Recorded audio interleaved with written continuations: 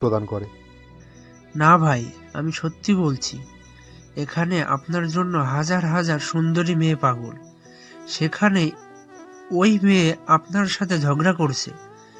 আমি 100 ভাগ নিশ্চিত সে আপনার সাথে এসব করছে শুধুমাত্র আপনার অ্যাটেনশন পাওয়ার জন্য। তাই তো নানা বাহানায় কেমন বারবার আপনার সামনে চলে আসছে। গলার স্বর জোরালো করে অর্ণব বলে, আরে না, ডক্টর প্রীতি আমাকে পছন্দ করে না। ভাই, মেয়েরা বাহিরে একরকম আর ভিতরে আর এক। মুখে বলছে আপনাকে সহ্য হয় না বা বকাঝকা করছে, আসলে আপনাকে অনেক বেশি ভালোবাসে। মিরাজও তার স্বর পাল্টা জোরালো করে। দলের আরেক ছেলেও মিরাজের কথায় তাল মিলায়। মিরাজের কথায় আমি সহমত ভাই। নাটক সিনেমায় দেখেন না, নায়ক নায়িকায় একজন আরেকজনকে দেখতে পারে না, সারাদিন ঝগড়া করে, কিন্তু আসলে মনে মনে একজন আরেকজনকে ভালোবাসে। আমার আম্মা ও আমার আব্বারে সারাদিন বকে, কিন্তু আমার আম্মা আমার আব্বাকে হেব্বি ভালোবাসে। আমার মনে হয় এই ডাক্তার ম্যাডামও আপনারে ভালোবাসে, না হলে শুধু শুধু আপনারে বকাঝকা করবে কেন? নিজের চেলার এই কথাটা ফেলে দিতে পারল না অর্ণব। কোথাও না কোথাও তারও কথাগুলো সত্যি মনে হলো। এদিকে মিরাজ নিজের চুক্তি চালিয়ে যায়। অর্ণব নিশ্চুপ হয়ে কিছু একটা ভাবতে থাকে। গভীর রাতে অর্কর ঘুম ভেঙে যায় কান্নার শব্দে। ডিম লাইটের নীল আলোতে সে দেখতে পায় তার প্রেয়সীর বিমর্ষ বিধ্বস্ত রূপ। নির্জনা রুমে রাখা ডিভাইনে বসে গলার লকেটটা আঁকড়ে ধরে কাঁদছে আর হিসকি তুলে বলছে, আমার জন্য সব হয়েছে, প্লিজ মাফ করে দাও। অর্ক ধীর পায়ে নির্জনার পাশে গিয়ে বসে, তার কাঁধে হাত রাখে। অর্কর উপস্থিতি টের পেয়ে নির্জনা কান্না বন্ধ করে বলে, সরি, আমি তোমার ঘুম ভাঙাতে চাইনি। আসলে হঠাৎ বিহানের কথা মনে পড়ে গেছে তাই। অর্ক মুচকি হেসে বাচ্চাদের মতো করেই বলে, ইটস ওকে, সরি বলতে হবে না। তোমার জন্য খারাপ লেগেছে তাই তুমি কান্না করেছো। যেমন আমার মায়ের জন্য খারাপ লাগলে আমি কান্না করি, ঠিক তেমনই। এখন আমার মাথায় একটু হাত বুলিয়ে দাও তো। বলে সে নির্জনার কোলে মাথা রাখে। মৃদু হেসে নির্জনা অর্কর মাথায় হাত বুলিয়ে দিয়ে বলে, কত কঠিন একটা জিনিস কত সহজে তুমি বুঝে গেলে। মাঝে মধ্যে ভাবি, আমি যদি অন্য কাউকে বিয়ে করতাম তবে সে কি বিহানের ব্যাপারটা এত নর্মালি নিত যতটা তুমি নিয়েছো। তোমার মেন্টাল এই 11 হওয়াতে ভালোই হয়েছে। তুমি বিহানকে হিংসা করো না। চোখ বন্ধ করে অর্ক মনে মনে বলে, তুমি যদি জানতে বউ, তোমার পুরোনো প্রেমিকের জন্য হিংসায় আমার পেটটা ফেটে যাচ্ছে। তবে আজকেই শেষ, কাল থেকে তুমি আমার এমন রূপ দেখবে যে কনফিউজ হয়ে যাবে আমি সুস্থ না অসুস্থ। তোমাকে এত জ্বালাবো যে বিহানের কথা মনেই পড়বে না। সরি বিহান, তুমি বেঁচে থাকলে আমি নির্জনা আর তোমার মিল করাতাম, কিন্তু এখন তুমি নাই। আমাদের মাঝখান থেকে তোমাকে সরে যেতেই হবে, কারণ আমার বউয়ের অন্য পুরুষের প্রেমে পড়া বারণ। আশিক, আমি সত্যি বলছি, সহজ কিছু ভালো করো, ভালো হবে। তোমার এইসব রান্না আমি রান্না করতে পারবো না। কি যেন না লাফাঙ্গা না বেলাঙ্গা, আমি তো উচ্চারণ করতেই পারছি না, আমার দাঁত ভেঙে যাচ্ছে। ডাক্তার প্রীতি আরশিকে রান্নার সাহায্য করার সময় কথাগুলো বলছিল, কিন্তু আরশি পূর্ণ আত্মবিশ্বাসের সাথে বলে, আহা প্রীতি, এতটাও কঠিন না। লাসাগনে আলা বোলোগনিস, এটা ইটালিয়ান রেসিপি, কিন্তু আমি একটু ঝাল দেব। মাহিরের মতো রাফ এন্ড টাফ ছেলেরা একটু ঝাল পছন্দ করে। শুটকি ভর্তা করে দাও, এসব লাফাঙ্গা বানানোর কি দরকার? মুখ ভার করে আরশি বলে, হবু হাজবেন্ডের জন্য প্রথম কিছু বানাবো, একটু ইউনিক আর স্পেশাল না হলে চলে? অন্যদিকে ফিরে ডাক্তার প্রীতি বিড়বিড় করে বলে, তোমার ইউনিকের চক্করে না বেচারা আবার অল্প বয়সে পটল তোলে। তখনই একটা মেয়েড এসে বলে, ডক্টর ম্যাম, আপনাকে অর্ণব স্যার ডাকছেন। ডাক্তার প্রীতি ভ্রু কুঁচকে মনে মনে বলে, ওই বজ্জাতটা আবার আমায় কেন ডাকছে? মতলব কি? নিশ্চয়ই আবার কোনো ম্যানার্স শেখাবে। এরপর আরশিকে উদ্দেশ্য করে বলে, আমি সব কেটে কুটে রেডি করে দিয়েছি, তুমি রান্নাটা করে ফেলো। কাপড়ে মরিচ আর তেল পড়েছে, এটা পাল্টে তোমার ভাইয়ের সাথে দেখা করে আসছি। আর একটা কথা, ডোন্ট বার্ন দ্য কিচেন। আরশি মাথা নাড়িয়ে সায় দেয়। ডাক্তার প্রীতি বের হওয়ার সময় মাহেরকে দেখতে পায়। সে মাহেরকে উদ্দেশ্য করে বলে, মাহের, আপনার কি এখন কোনো কাজ আছে? মাহের মাথা নাড়িয়ে না করে। তখন ডাক্তার প্রীতি বলে, যাক, বাঁচা গেল। আপনার কাছে একটা অনুরোধ ছিল। বলুন। সিদ্দিক বাড়ির প্রিন্সেস রান্নাঘরে ঢুকেছে। রান্নাঘর জ্বলে যাক, ধ্বংস হয়ে যাক, তাতে কোনো সমস্যা নেই, কিন্তু সে যাতে রান্না করতে গিয়ে নিজের কোনো ক্ষতি না করে সেটা একটু দেখতে পারবেন? প্লিজ না করবেন না, একটু কিছু সময়ের ব্যাপার। আমি কাজটা শেষ করে আবার চলে আসবো। মাহের সম্মতি দিয়ে বলে, আপনার এতবার প্লিজ বলতে হবে না, যেহেতু আমার হাতে আপাতত কোনো কাজ নেই, আমি সেখানে যাচ্ছি। আপনি নিশ্চিত হয়ে কাজ শেষ করুন। ডাক্তার প্রীতি আবার নিশ্চিন্ত হয়ে নিজের ঘরে যায়। অন্যদিকে মাহের কিচেনে প্রবেশ করে। মাহেরকে দেখে আরশি লাজুক হয়ে জিজ্ঞেস করে, আপনি এখানে? আপনার কিছু লাগবে? না ম্যাম, আমার কিছু লাগবে না। ডাক্তার প্রীতি আমাকে এখানে থাকতে বললেন। আচ্ছা। আর সে ভাবল প্রীতি মাহেরের সাথে তাকে একান্তে সময় কাটানোর সুযোগ করে দিয়েছে, তাই সে মনে মনে প্রীতিকে ধন্যবাদ দিল। কিন্তু মাহির সামনে মুখ ভার করে বলল, আপনাকে আর কতবার বলবো আমাকে ম্যাম বলে না ডেকে আমাকে নাম ধরে ডাকুন। আমিও তো আপনাকে বলেছি ম্যাম, আপনি আমার বসের মেয়ে। আপনাকে নাম ধরে ডাকা আমার এখতিয়ারের বাইরে। মাহেরের কথা শুনে আরশি মন খারাপ করে অন্যমনস্ক হয়ে যায়। আরশি একটু মন খারাপ করে একটা উঁচু টুলের উপর দাঁড়িয়ে কেবিনেটে কোনো একটা মশলা খুঁজতে থাকে। মাহের সেটা দেখে বেতি ব্যস্ত হয়ে বলে, ম্যাম, আপনি পরে যাবেন, নেমে আসুন। আপনি বলেন কি লাগবে, আমি নামিয়ে দিচ্ছি। আরশি একই প্রকার মুখ ভার করে মাহেরের দিকে তাকিয়ে খানিকটা রেগে বলে, প্রয়োজন নেই, আমি আমার নিজের কাজ নিজে করতে পারি। তাছাড়া আপনি বডিগার্ড, আমাকে হেল্প করা আপনার এখতিয়ারের বাইরে।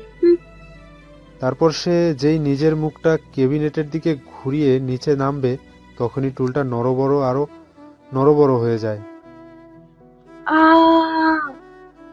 আচ্ছা, নরবরে হয়ে যায়। এরপর সে যেই নিজের মুখটা কেবিনেটের দিকে ঘুরিয়ে নিচে নামবে, তখন ওই টুলটা নরবরে হয়ে যায়। করেই চিৎকার করে আর সে নিজের উপর নিয়ন্ত্রণ হারিয়ে ফেলে। নিচে পড়ে যাবে সেই ভয়ে সে কিন্তু মেঝেতে পড়ে গিয়ে কোমর ভেঙে ব্যথা পাওয়ার বদলে আরশি শূন্যে ভাসতে থাকে। নিজের চোখ খুলে দেখে মাহের তাকে ধরে আছে।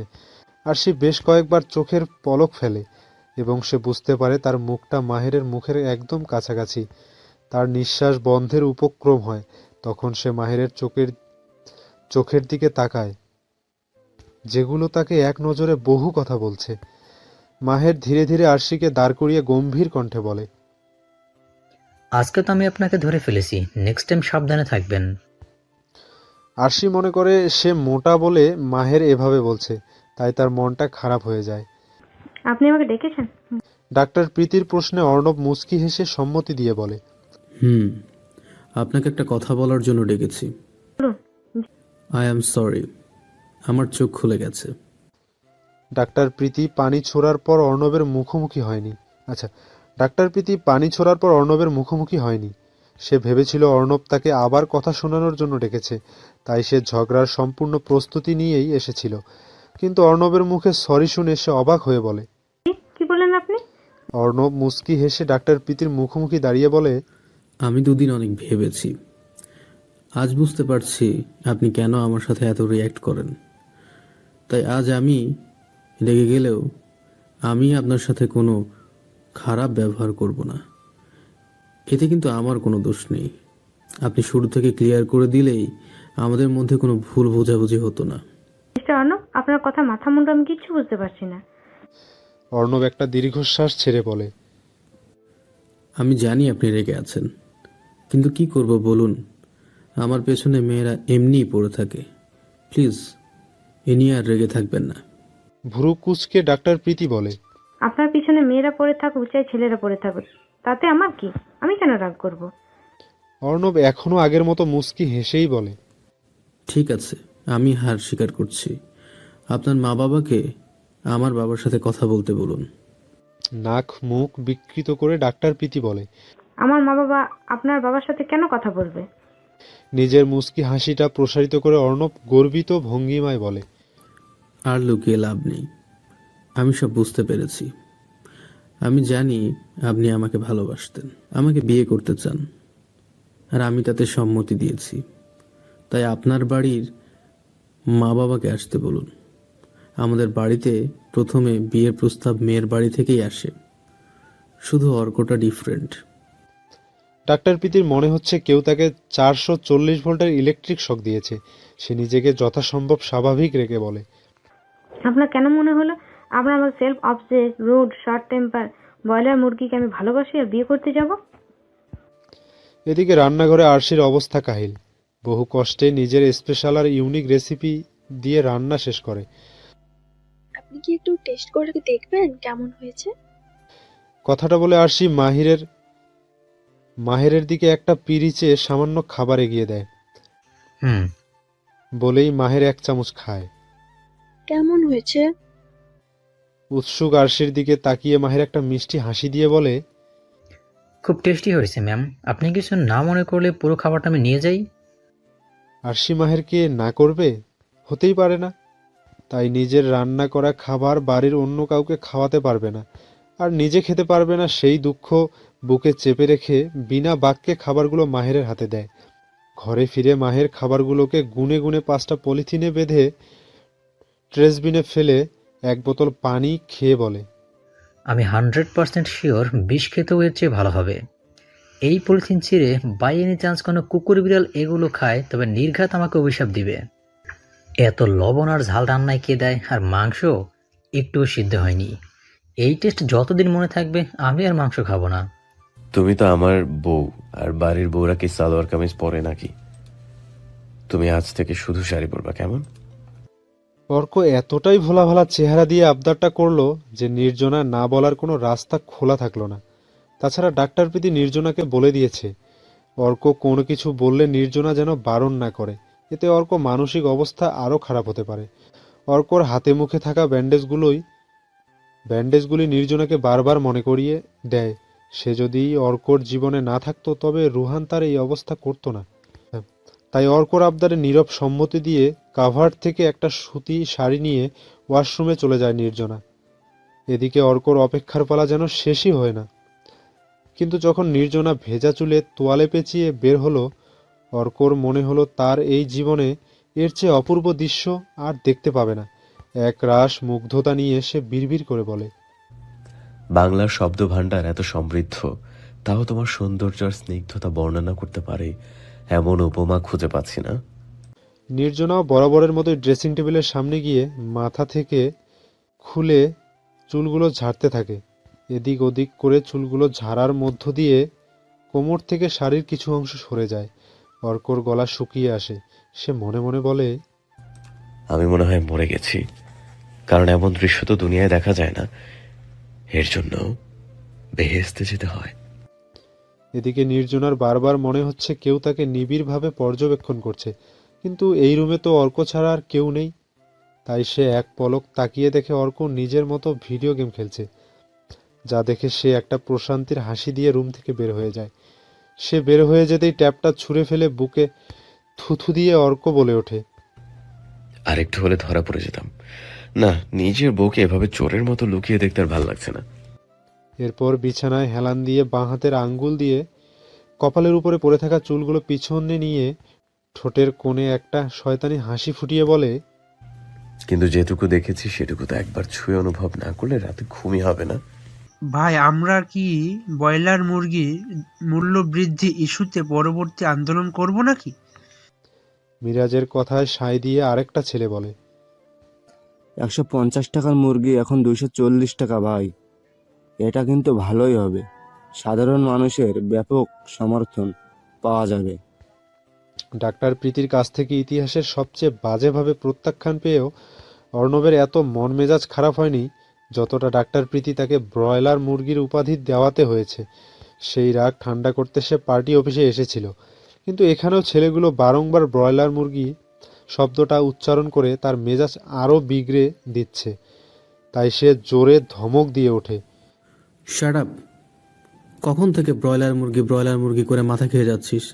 দুনিয়াতে আর কোনো ইস্যু নেই? অর্ণবকে কোনো মেয়ে প্রত্যাখ্যান করবে, সেটাই তো তার ধারণার বাইরে। তার উপর অপমান, এখন আবার নিজের দলের ছেলেগুলো। না, এর একটা বিহিত করতেই হবে। এই ভাবনা নিয়ে সে বাড়ির উদ্দেশ্যে রওনা হয়। অন্তিম সিদ্ধান্ত নেওয়া হয়ে গেছে আরশির। আজকে সে মাহিরকে প্রপোজ করবেই। সে মেয়েটকে সেই মতোই নির্দেশনা দিচ্ছে। আমার কথা ক্লিয়ারলি বুঝতে পেরেছো? আমি ফ্লাওয়ার ভাসটা ক্রস করতেই তুমি এই সুইচটা অন করে দেবে, ওকে? সে মেয়েটকে সেই মতোই নির্দেশনা দিচ্ছে।